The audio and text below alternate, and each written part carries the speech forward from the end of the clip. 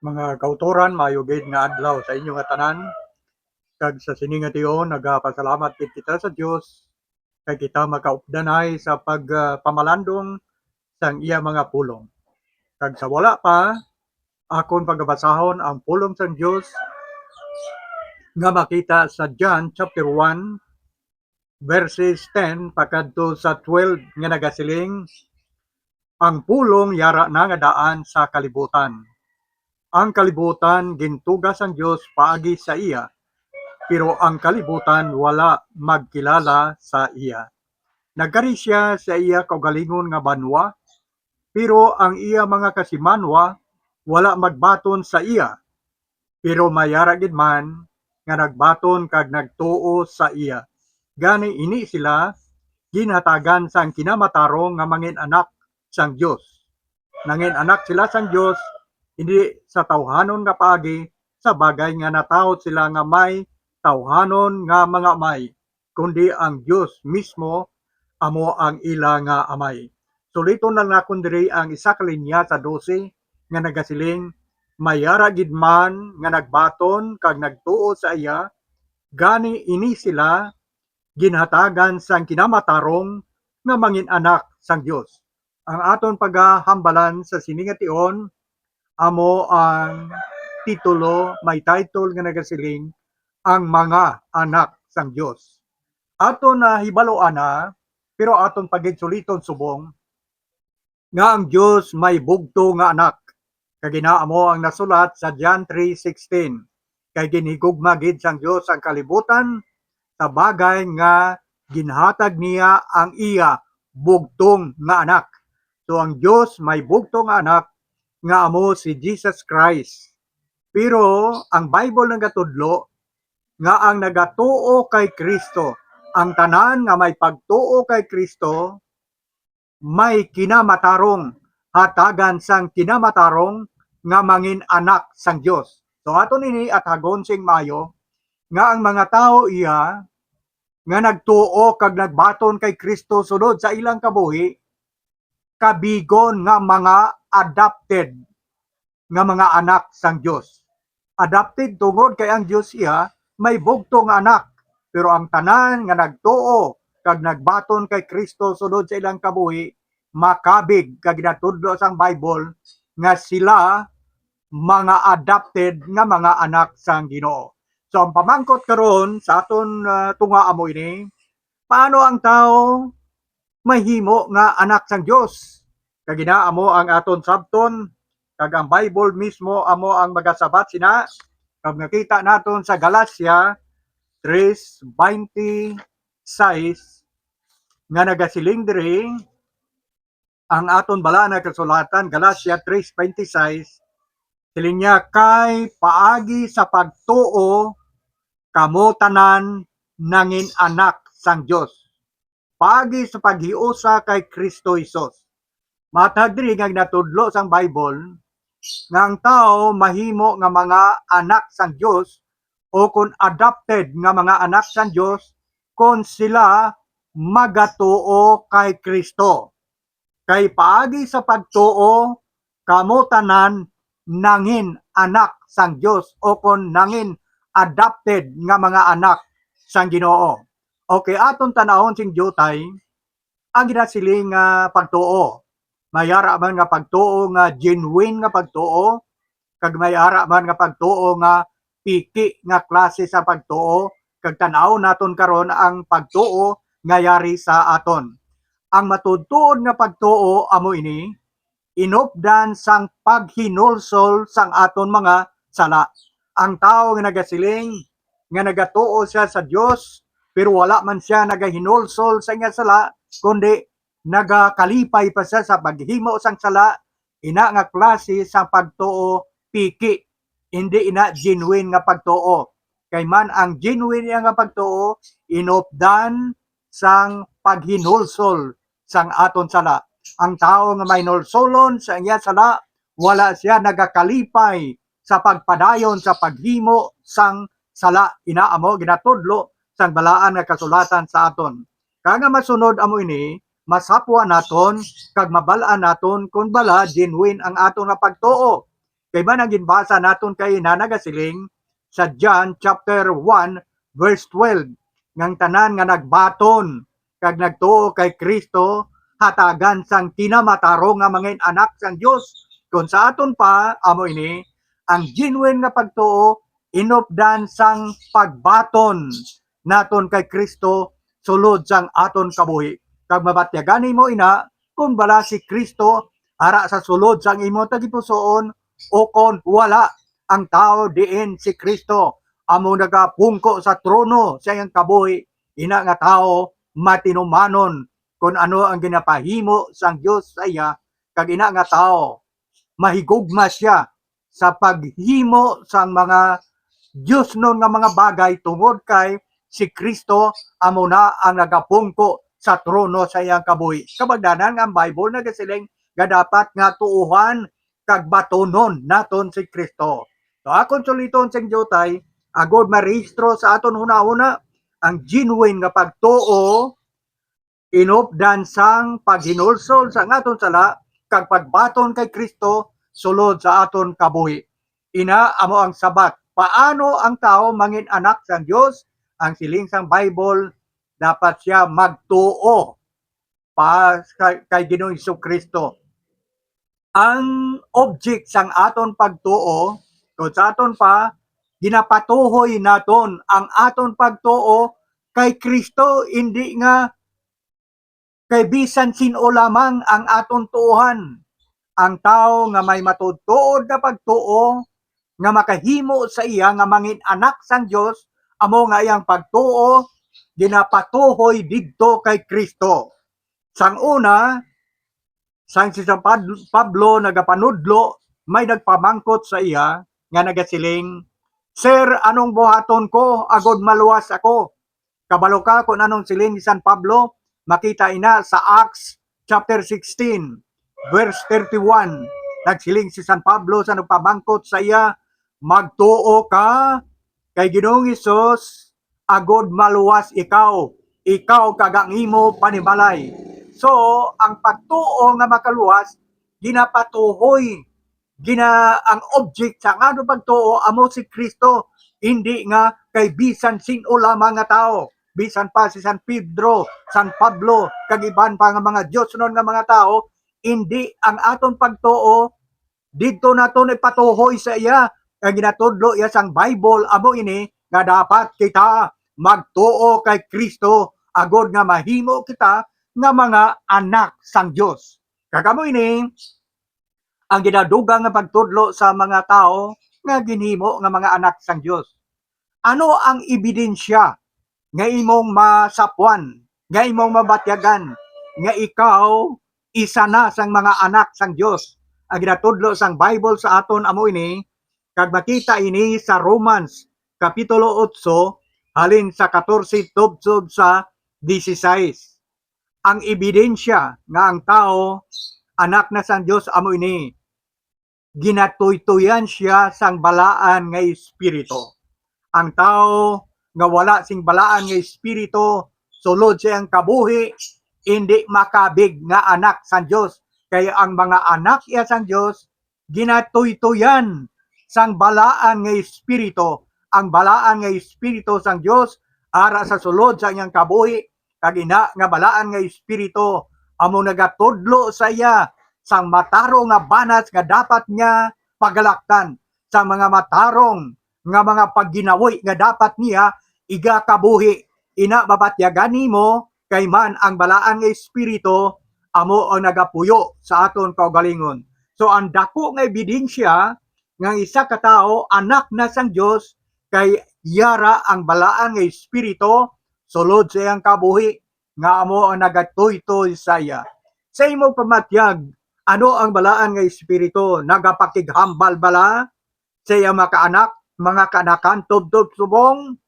Siguro makasiling ikaw, ti, daway man ako kabati nga naghambal ang balaan nga espiritu sa akon.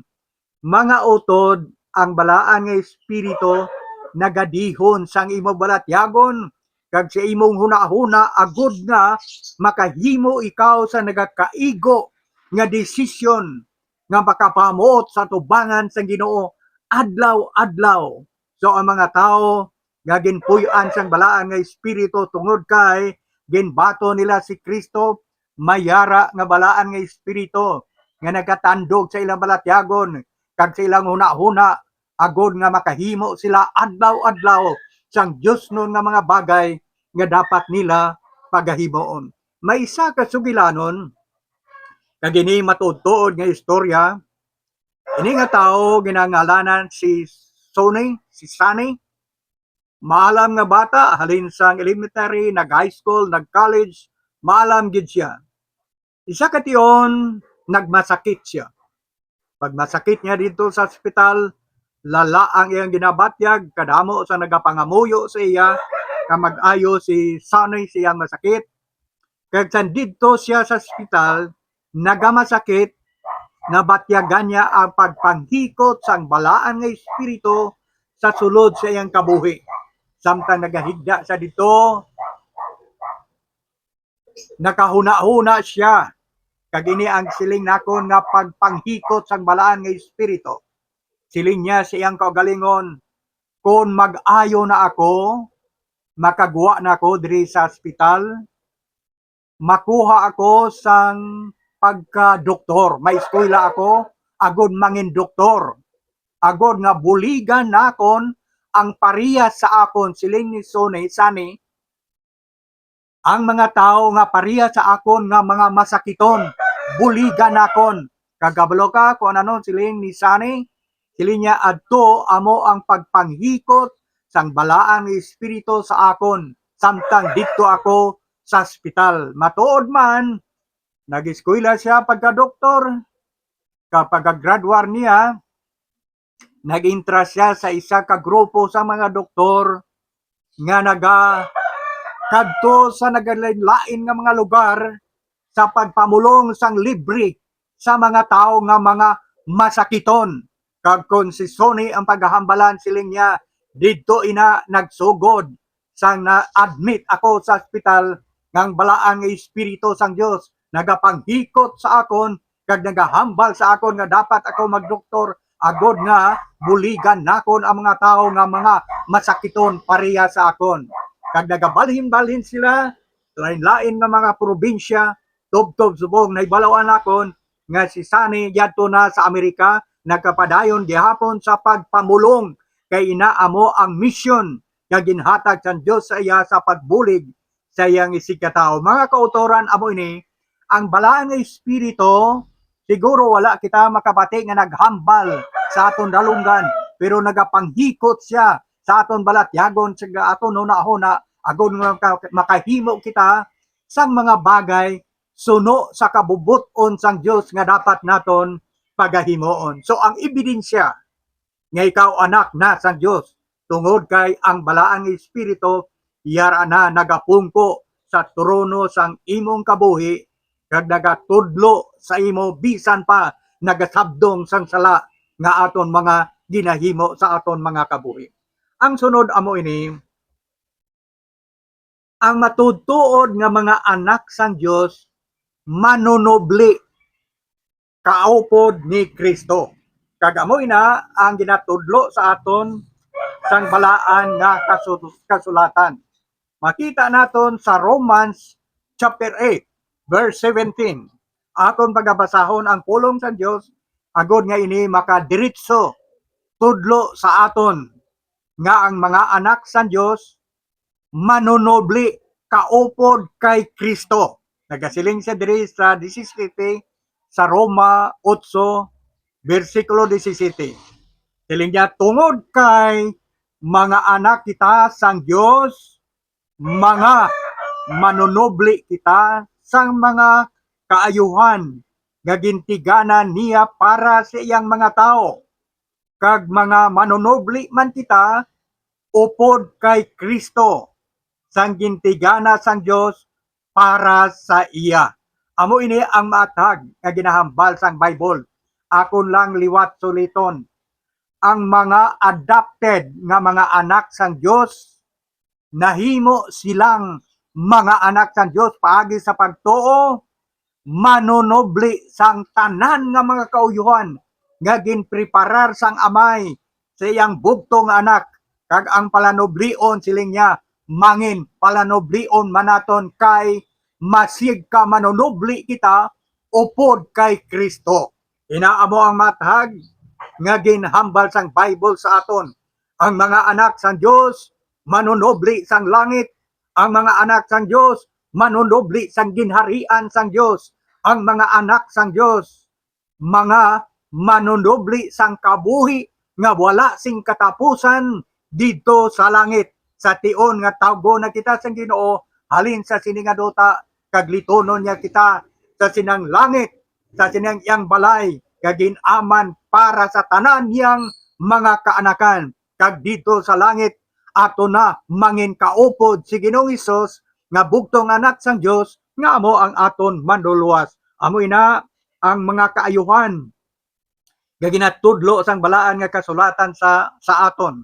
Makita nimo ini sa Mateo kapitulo 25 bersikulo 34 nga nagatudlo ang Dios sa aton nga kita manunubli sang balay sang Dios didto sa langit.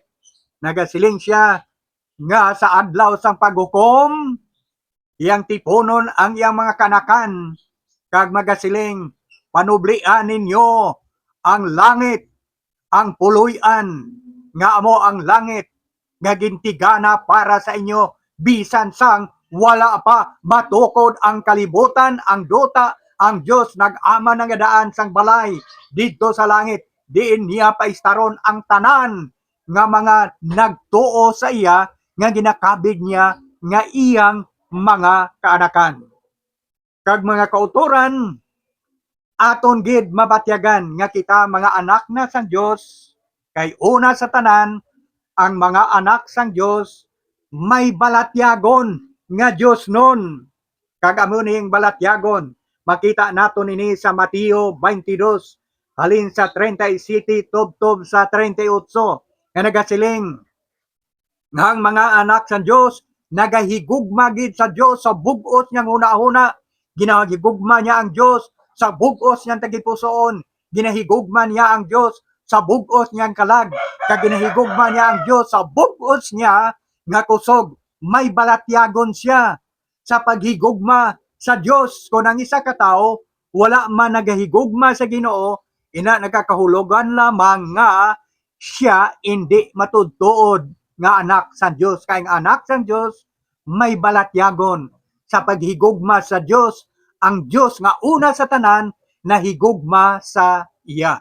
Kag kita nga mga kaanakan sa Dios, inatudloan niya kita aton man higugmaon ang aton mga isig katao bisan pagani ang aton mga kaaway isa ka mabudlay nga hilikoton nga ginapahimo sang Dios sa aton amo nga higugmaon naton ang aton isig katao kag higugmaon man naton ang aton nga mga kaaway. Ang mga tao nga daw hindi makagusto sa aton man higugmaon. So ang isa ka Kristohanon ang palatandaan amo ini nga ikaw anak na sang Dios tungod kay may balatyagon ikaw nga Dios nun. Nagahigugma sa Dios, kag nagahigugma man sa imo nga isig katao, kag sikyaron nimo ang imong kabuhi.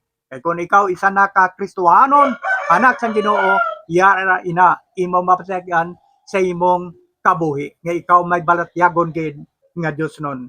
Kag isa pa gid amo ini ang ginatudlo sa aton sang balaan nga kasulatan nga imo gid mabal-an nga ikaw tunay gid matudtuod gid nga anak sang Dios kay ikaw nagahigugma sa pagpamalandong sang pulong sang Ginoo nga ginatawag naton nga balaan nga kasulatan. Kag amo ini ang ginahambal sang Dios sa mga anak sang Ginoo. Basahon nakon ang Salmo halin versikulo kapitulo 1 versikulo 2. Okay? Salmo 1:2 nagasiling naluyag siya magbasa o kung magpamalandong sang mga pulong sang Dios kag nagatuon sini sa adlaw kag gabi. Naluyag siya kung sa mga pagkaon pa nanamian siya magkaon kag nagapamalandong siya sa adlaw kag gabi. So ano mga utod, kamusta? gusto ka man, may gana ka man, nga magpamalandong magbasa sang pulong sa Dios adlaw kag gabi, kung may panahon ikaw, kung yara sa imong balatyagon, inaamo ang matudtuod nga palatandaan nga ikaw tunay o kung matudtuod gid nga anak sang Dios. Kag dugang pa sini amo ini, ang mga anak sang Dios, makita naton sa Hebrew 10:25, nahigugma siya pagkadto sa simbahan. Ang simbahan naton amoy na ang building, din kita nagatipon kag nagasimba sa Ginoo.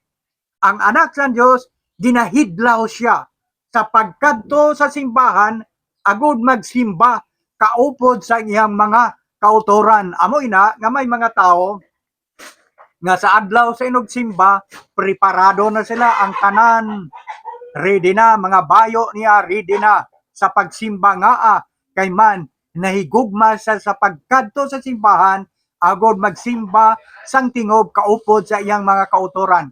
Kung ina ara sa imo nga palatyagon, inaamo ang isa sang nagapamatuod nga ikaw tunay gid nga anak sang Dios kag manunubli sang tanan nga kaayuhan nga ginaman sang Dios sa iyang mga kanakan.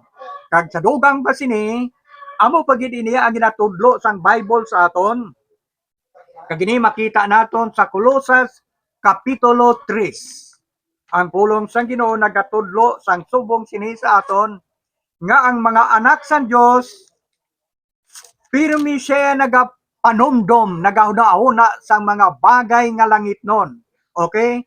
Colossians 3 halin sa 1 pagkadto sa 2. Kag diri ang pulong sa Ginoo nagasiling, ginbanhaw kamo kaupod ni Kristo.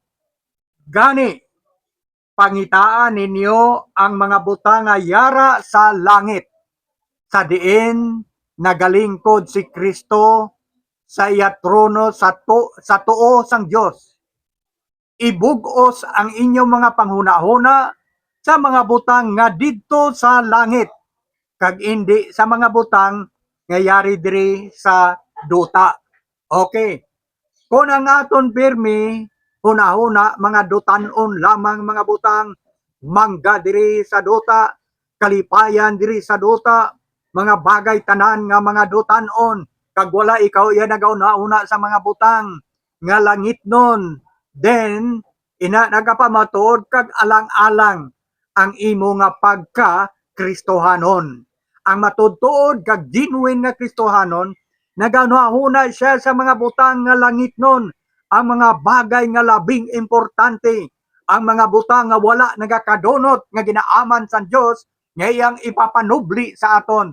Mga utod, samtang nagakabuhi ikaw diri sa duta, nagahuna-huna ka man sang Dios non, o kung langit non nga mga bagay, kung inaara sa sulod sa imong kabuhi, inaamugid ang nagapamatuod nga ikaw isa ka genuine anak sang Dios, kay hindi lamang nga ikaw nagahuna-huna sang dutanon manggad kalipayan diri sa duta, kundi nga nagahuna-huna man ikaw sang Dios nun nga mga bagay nga ginaman sang Dios para sa aton, sa tion nga iya kitang litonon halin sa duta pakadto dito sa langit niya ginaman para sa aton. Si Kristo mismo nagahambal, siling niya hindi kamo magkasubo, salig kamo sa amay, salig man kamo sa akon, sa balay sang akon amay dito sa langit may madamo nga hulot.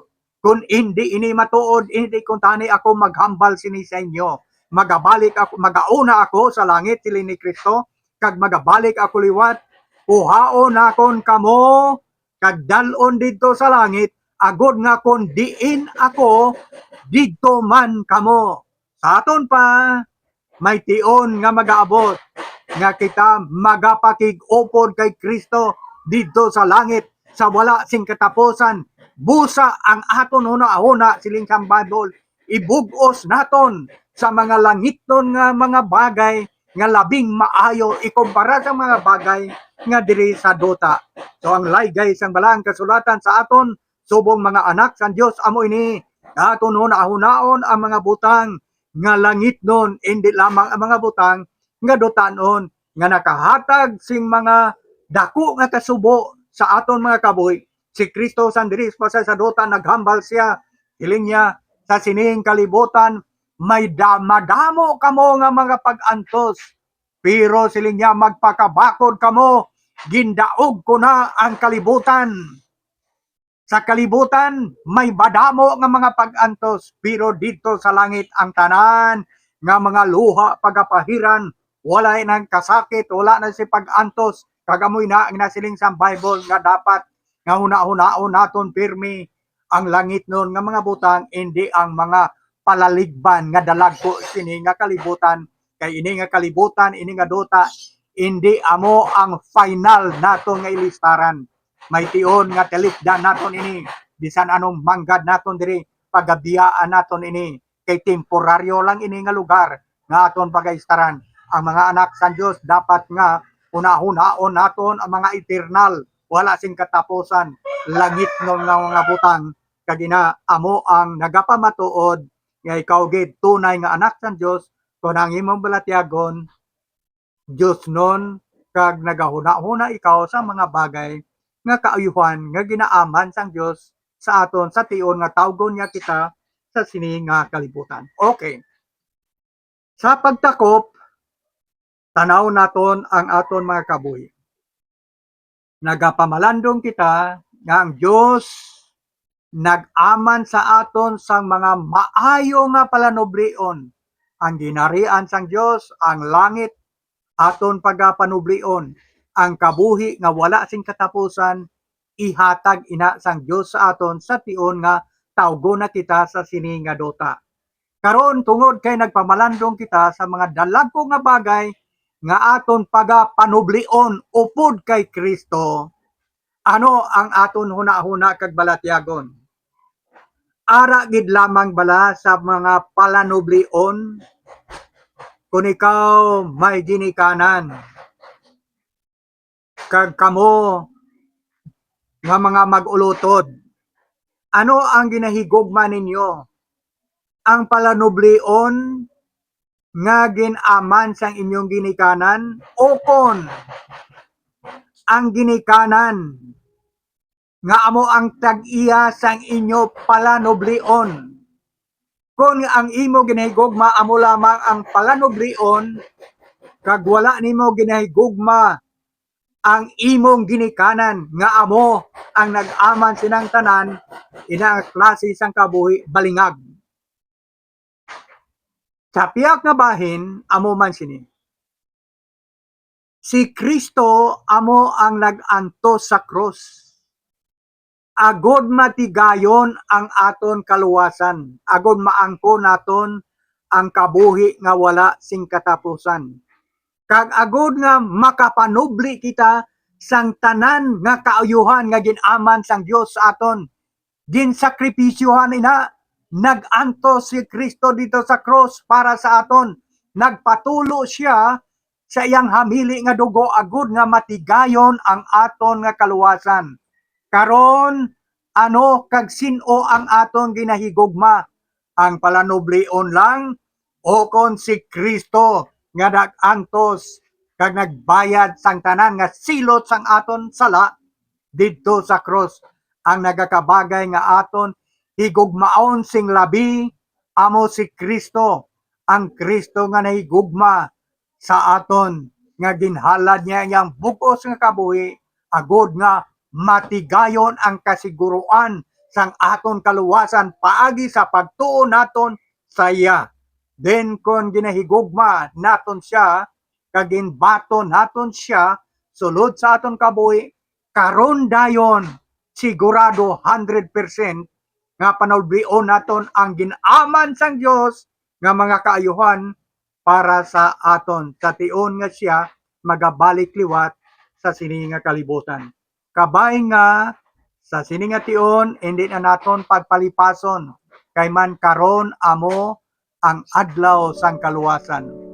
Buwas base kon malang-alang na, kay hindi kita makasiguro nga ang buwas magaabot sa aton kabuhi.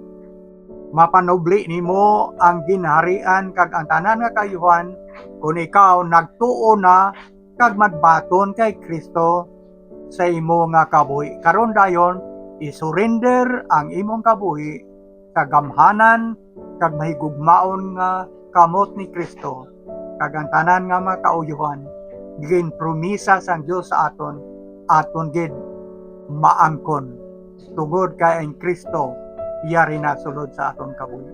Mga kauturan, madamo gid nga salamat kag kabay ang Dios magpakamaayo sa aton tanan.